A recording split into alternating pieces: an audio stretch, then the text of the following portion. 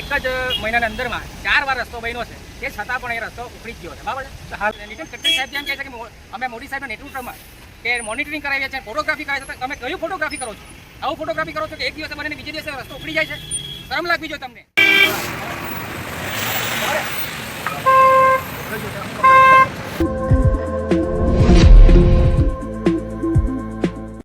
National highway number 48 વલસાડથી વાપી જવું હોય કે વાપીથી વલસાડ આવવું હોય, સામાન્ય રીતે તો આ રસ્તો ગણતરીની મિનિટોમાં પૂરો થવો જોઈએ, પણ વરસાદી સિઝનમાં અહીંનું ગણિત જ બદલાઈ ગયું છે. હવે 2 થી 3 કલાક લાગે તો નવાય નહીં, કારણ કે રસ્તો છે કે રસ્તાનું રિનોવેશન સેન્ટર. મજાની વાત તો એ છે કે માત્ર એક જ મહિનામાં આ રસ્તો 4 વખત બનાવાયો અને ફરીથી ખોદાઈ ગયો. વાહ સાહેબ, આવી કામગીરીને તો સલામ કરવી જ પડે. વિડીયોમાં તમે જોઈ શકો છો, રોડની બંને તરફ લાંબો ટ્રાફિક જોવા મળી રહ્યો છે. લગભગ 4 થી 5 કિલોમીટર સુધી બંને સાઈડ વાહનોની લાંબી લાઈનો લાગી છે અને આ ટ્રાફિકમાં ફસાયેલો લગભગ દરેક વાહન ચાલક આ હાલાકીનો સામનો કરી રહ્યો છે. સ્કૂલ બસ હોય, મોટી ટ્રક હોય, એમ્બ્યુલન્સ હોય કે રોજ વલસાડ વાપી અપડાઉન કરતા નોકરિયાત લોકો, બધાની જિંદગી આ રસ્તા પર અટવાઈ રહી છે. અને એક સાઈડથી રસ્તો બંધ જેવી સ્થિતિ હોવાથી બંને તરફના વાહનોને એક જ તરફથી અવરજવર કરવી પડે, પરિણામે ટ્રાફિક વધુ ને વધુ લાંબો થતો જાય છે. એમ્બ્યુલન્સ જેવી ઇમરજન્સી સેવા પણ આ ટ્રાફિકમાં અટવાઈ જાય તો દર્દી સુધી સમયસર પહોંચવું મુશ્કેલ બની જાય.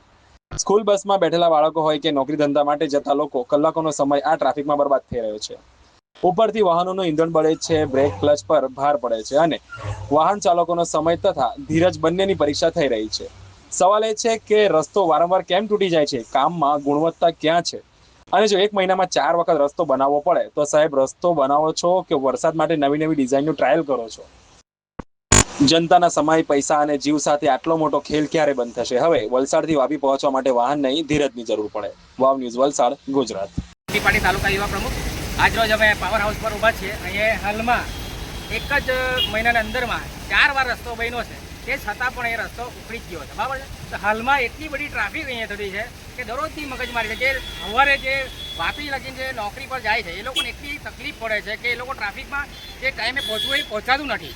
તો એ મારે એમ કહેવું છે કે જ્યારે નીતિન ગડકરી સાહેબ જેમ કહે છે કે અમે મોદી સાહેબના નેતૃત્વમાં કે મોનિટરિંગ કરાવીએ છીએ, ફોટોગ્રાફી કરાવીએ છીએ, તમે કયું ફોટોગ્રાફી કરો છો? આવું ફોટોગ્રાફી કરો છો કે એક દિવસે બને બીજે દિવસે રસ્તો ઉખડી જાય છે? શરમ લાગવી જોઈએ તમને, તમારે તંત્રને, કે આવી રીતના આવા રસ્તા બનાવ્યું એવું મટીરિયલ વાપરો છો કે તમારો રસ્તો બીજે દિવસે ઉખડી જાય છે. એટલે મારે એટલું જ કહેવાનું સરકારને કે તમે મોનિટરિંગ કરાવો કે ફોટોગ્રાફી કરાવો, જે કરાવો તે પણ રસ્તો ટકવું જોઈએ. અને બીજી વાત કે તમે આટલો મોટો ભ્રષ્ટાચાર છે, આ કોન્ટ્રાક્ટર કોણ છે? કોન્ટ્રાક્ટરને તમે એકવાર બોલાવીને એને કેન્સલ કરાવો કોન્ટ્રાક્ટ, કેમ કે એનું કોન્ટ્રાક્ટમાં રસ્તા સારા થતા જ નથી. આજે બનાવ્યો સવારમાં બીજે દિવસે જોઈએ તો રાતના બન્યો ને સવારમાં ઉખડી જાય છે. એવા રસ્તાને શું કરવાના સાહેબ? એટલે હરેક જનતાને આ હરજની તકલીફ પડી રહેલી છે અહીંયા પાવર હાઉસ આગળ.